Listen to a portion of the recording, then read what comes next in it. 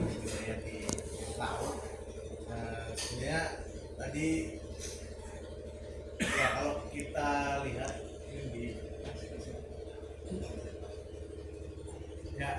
menyambung bahwa memang ketika kita lihat Pak kondisi di lapangan ya, ini misalkan contohnya di danau, ini kita contohkan di laut. Mungkin pada awalnya kan kegiatan aquacultur itu sebelum ada, jadi kita cuma nangkep aja, dan itu kondisinya pastinya cuma sedikit kan yang ada di laut. Nah, kondisi yang sedikit itu sebenarnya habitat alaminya ya cuma segitu. Sedangkan ketika kita lanjutkan dengan kegiatan budidaya di situ, kita pelihara ikan ataupun misalkan tadi lobster di wadah yang ukurannya terbatas tapi dengan kepadatan tinggi kan, pengennya gitu. Sama kayak kita misalkan di sini yang awalnya mungkin tadi cuma 1-2 orang di dalam ruangan, terus kemudian nambah jadi 50 orang, jadinya pengap. Nah, ini ada beberapa hal yang harus kita manipulasi sehingga nanti tetap nyaman gitu. Misalkan ketika kita di dalam satu ruangan yang asalnya 2 orang nyaman, jadi 50 orang kurang nyaman, kita tambahkan AC, tambahkan kipas angin sehingga kondisinya tetap nyaman gitu. Nah, di sini dengan kegiatan aquacultur yang mungkin Bapak Ibu lakukan di suatu lokasi dengan kepadatan yang tinggi, dimana supaya ikan itu tetap nyaman. Oke, lanjut. Ya, itu memang perlu campur tangan manusia, diantaranya ya mulai dari wadahnya, kemudian dari faktor lingkungan. Faktor lingkungan itu kan dari kualitas airnya.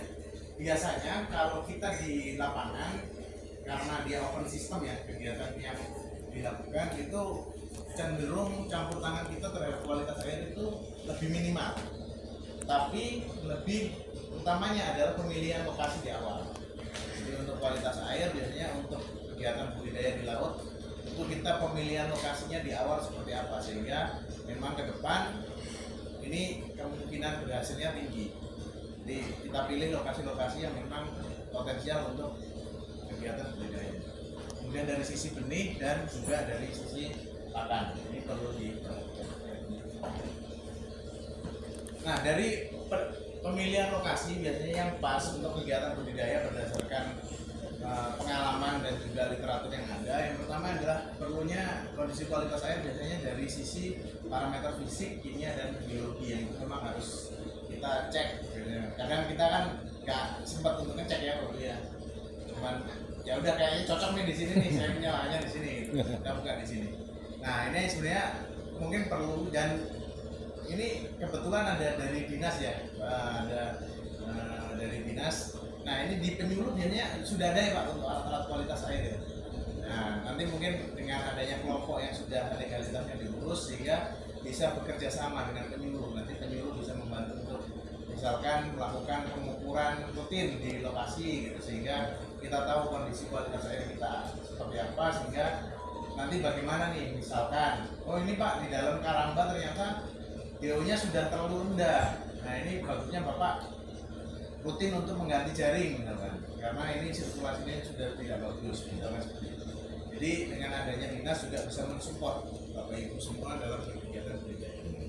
Kemudian karena tadi efeknya itu ya pergantian air, terutama kalau di Karamba kan kita mengandalkan arus ya.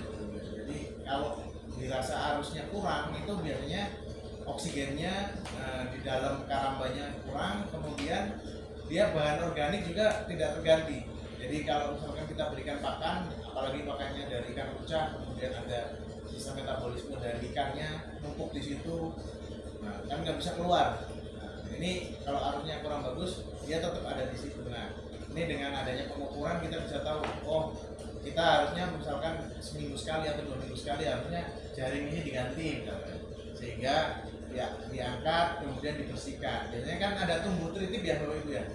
Kalau di sini kan namanya tritip juga ya. Nah, tritip juga. Nah, ini waktu pertumbuhannya ini harus kita tahu supaya tidak nanti tidak menghambat arusnya untuk lewat airnya, sehingga dia selalu terganti. Dan biasanya tritip ini kalau dia jumlahnya sudah terlalu banyak itu bisa bikin berat juga ke ini ya, ke Karamba, sehingga ada kemungkinan bisa misalkan jaringnya jatuh atau seperti sehingga mengganggu kegiatan budidayanya.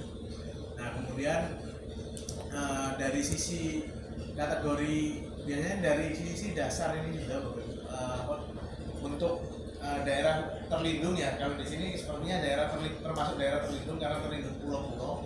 Nah, sehingga biasanya arus biasanya kadang kita cek arus itu biasanya diceknya dari ini paling mudah adalah dari kondisi dasar perairannya. Jadi kalau dia dasarnya itu lebih cenderung berpasir itu biasanya dia arusnya kurang kuat sebenarnya. Kalau dia cenderung dia sudah mulai berbatu, nah itu cenderung arusnya kuat. Nah, beberapa pengalaman di lokasi-lokasi itu ada di Danau Toba, kemudian ada di misalkan di daerah Karangbayang air laut itu juga kalau dasarnya itu berupa batuan atau misalnya batuannya makin besar atau karang itu dia lebih bagus untuk kegiatan budidayanya dibandingkan misalkan bapak ibu budidayanya di dasarnya itu pasir atau lumpur. Nah ini kurang bagus. Nah maka pilihlah ketika membuat karambai, bisa jadi misalkan rumahnya di sini misalkan, nah tapi karambainya agak jauh, misalkan kita taruh di lokasi yang memang tadi bagus, misalkan di daerah terumbu karang ataukah di daerah yang dia dasarnya berbatu. Nah nanti mungkin pakai perahu atau pakai jembatan ke lokasi situ sehingga memang kegiatan budidayanya bisa optimal di situ.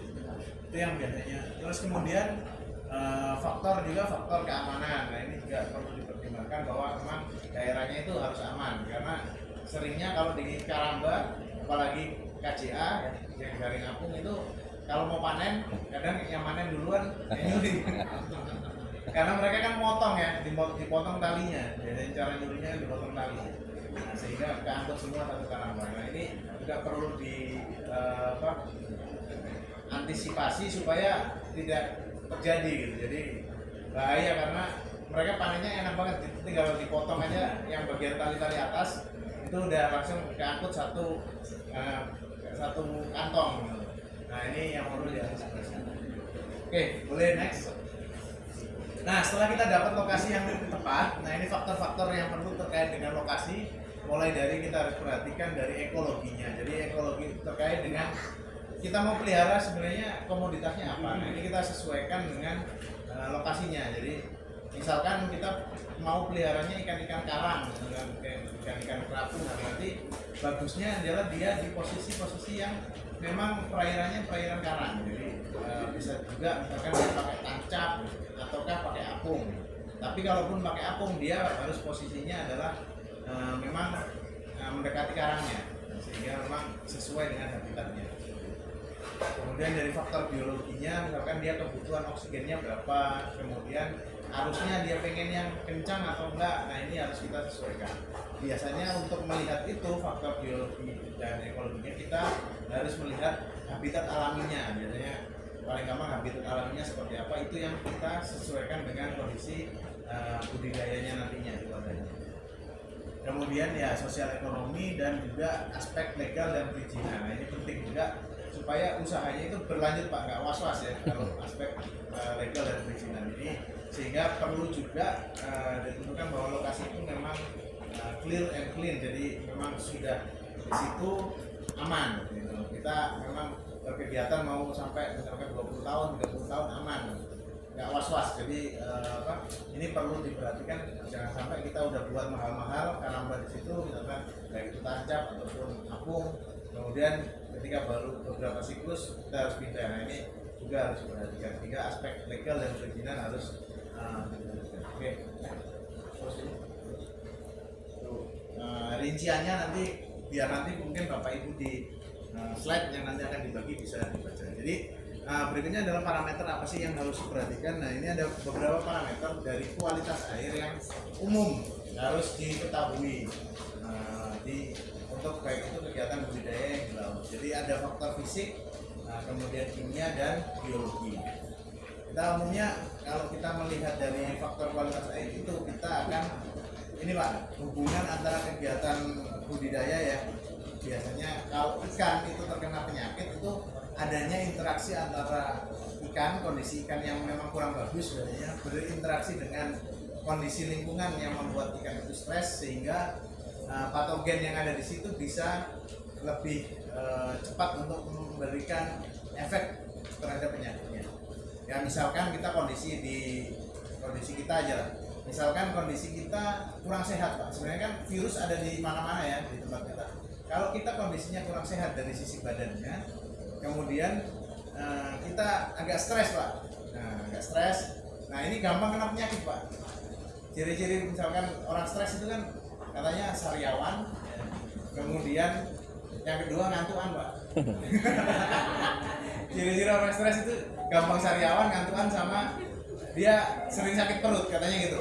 Nah, ciri-ciri orang stres. Jadi ini biasanya ciri-ciri orang stres biasanya kalau udah seperti itu berarti butuh refreshing. Nah, ini untuk menghilangkan stresnya.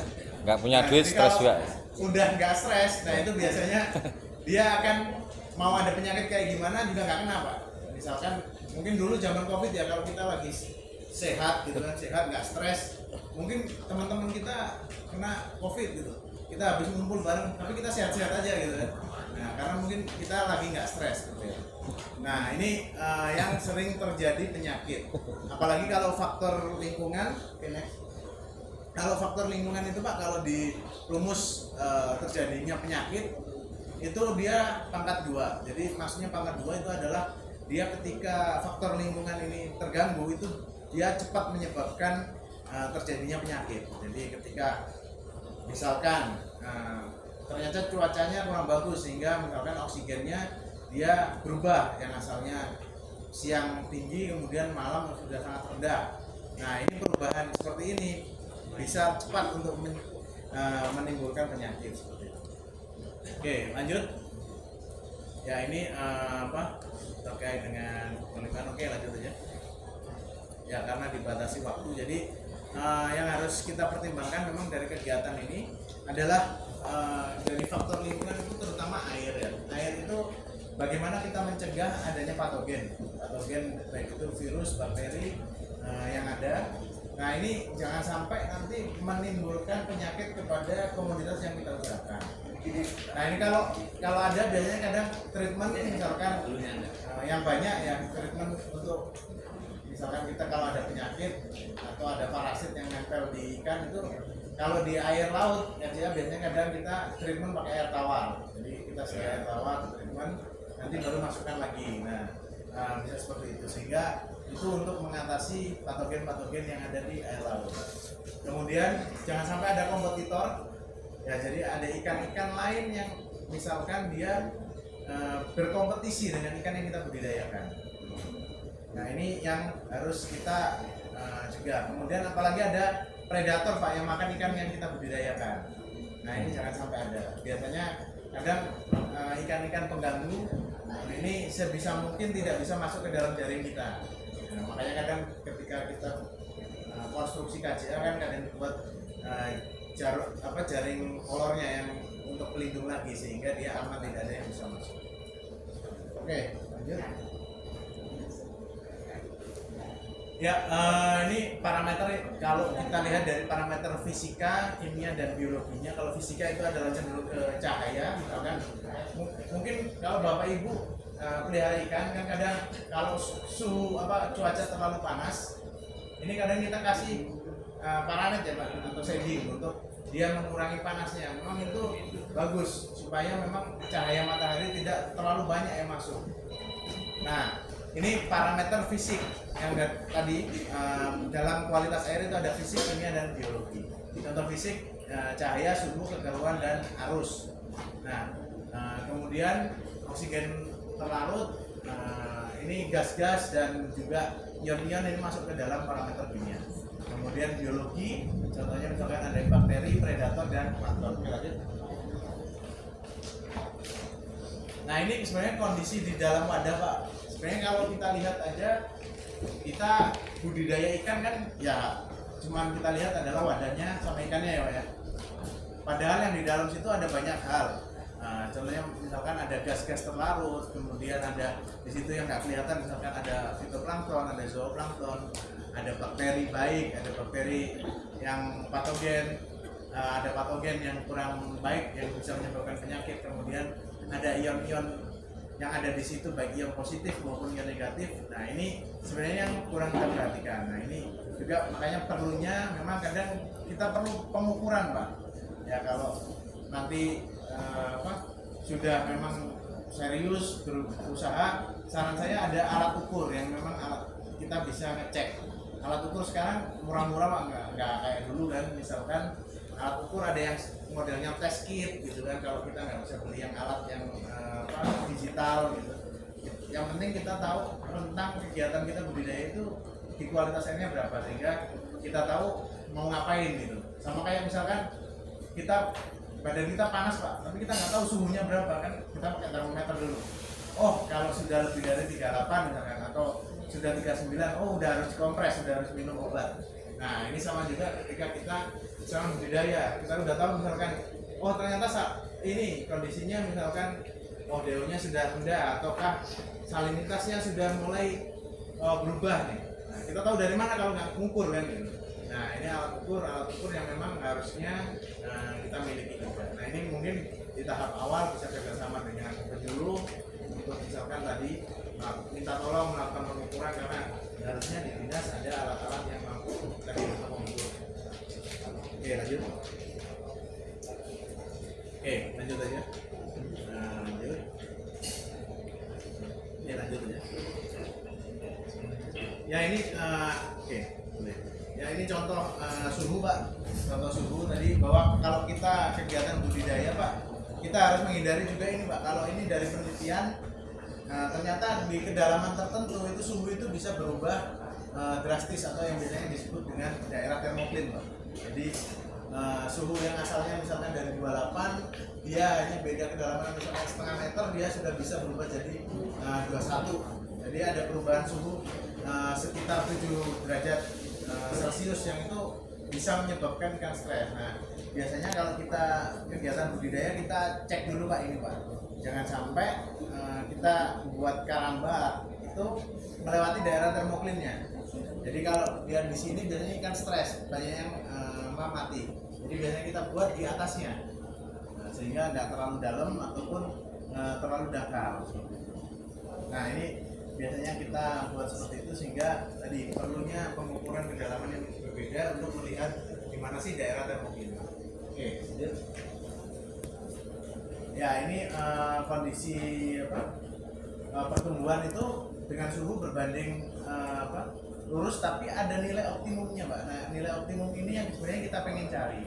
Jadi misalkan kondisi panas banget, sebenarnya kalau di ikan kan kondisi metabolisme, jadi kecepatan dia laju metabolismenya untuk tumbuh ini berbanding lurus dengan suhu. Tapi dia ada nilai optimumnya, jadi pada nilai tertentu ketika suhunya dinaikkan, dia bukannya pertumbuhannya makin bagus tapi makin turun. Makanya tadi kadang perlu kita cek suhunya berapa, sehingga suhu air itu biasanya di 30-32 itu optimum untuk ikan. Jadi kita jaga di situ, sehingga kalau terlalu tinggi kita perlu kasih shading sehingga suhu di airnya agak berkurang. Nah, kemudian kita perlu menentukan tadi optimumnya di berapa. Oke lanjut. Ya karena ini kalau di grafik ini sebenarnya kita pengen nyari optimumnya di berapa, sehingga dia bisa tumbuh dengan baik tanpa stres. Kalau dia lebih bisa stres, kurang dari optimumnya dia juga bisa stres. Oke lanjut. Nah, ini oksigen. Nah, oksigen ini biasanya kita jaga di antara 5-3. Biasanya kita pengennya sih di atas 5 gitu bagusnya. Tapi kalau di perairan terbuka biasanya oksigennya tinggi. Makanya kita pilih daerah yang memang arusnya bagus, karena arus ini berbanding lurus dengan kondisi oksigen. Jadi kalau arusnya dia kencang, biasanya oksigennya tinggi karena ada difusi, ya, ada proses oksigen itu bisa masuk ke dalam air dengan bergoyang airnya. Nah ini bisa terjadi. Oke lanjut. Nah ini kalau proses ya di dalam kegiatan budidaya, oksigen itu dari mana asalnya? Oksigen kan kalau dulu pelajaran SMA mungkin, oksigen kan berasal dari atmosfer, bisa dengan difusi atau oksigen itu masuk ke dalam perairan, kemudian hasil fotosintesis dari tanaman ya. Kalau di air kan ada tanaman airnya kan berupa fitoplankton, atau kalau kita mau nambah misalkan di samping-sampingnya kita pelihara rumput laut Pak. Nah, Jadi kita bisa dapat panen misalkan, karena rumput laut itu kan cuma 45 hari Pak bisa panen. Nah itu bisa kita dapat beberapa kali panen. Misalkan kita pelihara kerapu, bisa sekali panen kerapu tapi bisa mungkin 4 sampai 6 kali panen rumput laut. Dan itu hasilnya lumayan Pak, karena dia perawatan gampang, nggak usah kita ngasih makan. Yang penting kita tebar bibit, kemudian nanti sekitar seminggu atau 2 minggu kita goyang-goyangkan aja supaya kotoran itu lepas. Nanti setelah 45 hari kita bisa panen, kita keringkan, kita jual. Nah ini harganya juga masih bagus, dan apalagi kalau perairannya masih banyak, nah itu menguntungkan. Kita tinggal pasang jam tangan aja, itu sangat menguntungkan. Kemudian penggunaan oksigen kalau di perairan ya digunakan oleh tanaman, oleh bakteri, oleh zooplankton, oleh ikan, dan untuk mengoksidasi bahan kimia yang ada di sini. Nah, memang kalau kita pelihara rumput laut, jaraknya juga harus dipertimbangkan Pak. Jangan langsung misalkan rumput lautnya di dalam karambanya, karena nanti ketika malam dia oksigennya ngedrop Pak. Karena dia malam kan nggak ada cahaya, dia dia tidak melakukan fotosintesis. Jadi dia akan ngambil oksigen di saat malam itu. Makanya memang jaraknya juga kita kasih jarak dengan kegiatan budidaya ikan kita, sehingga ketika malam tidak saling ngambil oksigen, jadi oksigen di perairannya juga tidak ikut rendah. Oke, mungkin itu lanjut. Oke, lanjut ya. Lanjut. Oke, sebelumnya. Nah, boleh ini. Jadi ada Pak faktor amonia ya kalau di kegiatan budidaya ya, ini tadi nyambung tadi. Kalau kita misalkan budidaya ikan dengan budidaya tadi tanaman ya, biasanya pakai rumput laut. Nah ini ternyata nanti limbah dari ikan itu bisa diambil oleh rumput lautnya, sehingga harusnya rumput laut yang berdekatan dengan ikan itu pertumbuhannya lebih cepat, karena dia ada sumbangsi bahan organik, kemudian ada dia sebutnya amonium sama nitrat yang memang itu sebagai pupuknya Pak. Jadi kalau kita tanaman kan kalau kita pupuk lebih cepat tumbuhnya ya Pak. Nah kalau rumput laut juga sama, kalau dia dapat pupuknya ini pertumbuhannya biasanya lebih cepat. Oke, lanjut. Oke, lanjut. Oke, lanjut. Cukup. Lanjut. Oke, nah ini mungkin ya parameter kualitas air ini sifatnya dinamis ya Bapak Ibu. Jadi kadang ada parameter itu yang memang kita butuh untuk mengukur harian Pak. Jadi misalkan suhu pH/DO itu dia fluktuasinya sangat cepat dalam satu hari, sehingga kadang kita harus ukur sehari 2 kali atau tiap hari kita ukur. Nah ini perlu dicek supaya tadi mitigasi kalaupun ada apa-apa, kalau misalkan kita khawatir oh ini saya harus angkat sebagian karena misalkan kondisinya udah nggak bagus nih. Nah sehingga ikan bisa kita selamatkan. Kemudian ada juga parameter yang kita bisa ukur misalkan seminggu sekali karena perubahannya tidak mendadak. Nah ini juga perlu kita ukur nih. Semuanya itu apa ya? Kalau kita bilang bahwa kegiatan budidaya itu yang baik adalah bisa kita hitung, bisa kita ukur semuanya Pak, supaya nanti keberhasilan itu bisa diulang, kemudian kegagalan itu bisa diantisipasi kan gitu. Kalau kita nggak bisa ngukur, nggak bisa ngitung, nah kita nggak bisa Pak. Jadi kayak kita cuman ya udah sesuai feeling aja Pak ya. Nah, padahal kan dengan adanya alat itu, dengan adanya kita bisa mengetahui kondisinya, kita bisa merancang bagaimana ke depan supaya memang kalau kita siklus ini berhasil Pak, kita tahu oh kenapa siklus ini berhasil, karena ini, karena saya melakukan ini. Nah kemudian ada yang gagal, kenapa? Karena ada faktor ini, sehingga berikutnya bisa kita ambil pelajarannya gitu. Sehingga kalau berhasil kita bisa ulang, kalau dia gagal kita bisa perbaiki. Tapi kalau kita tidak bisa menghitung dan mengukur tadi, nah kita nggak bisa punya itu Pak. Tapi semuanya hanya berdasarkan feeling aja. Nah ini yang harus kita lakukan. Lanjut. Nah oke. Lanjut aja. Cukup. Baik, mungkin itu Bapak Ibu, mungkin nanti kita akan banyak diskusi sehingga memang permasalahan yang ada di sini seperti apa, kita bisa bantu mungkin dari pengalaman, dari apa yang sudah kita lakukan penelitian, sehingga kita bisa sama-sama mendapatkan perbaikan-perbaikan itu. Nah mungkin itu dari saya, terima kasih. Wassalamualaikum warahmatullahi wabarakatuh.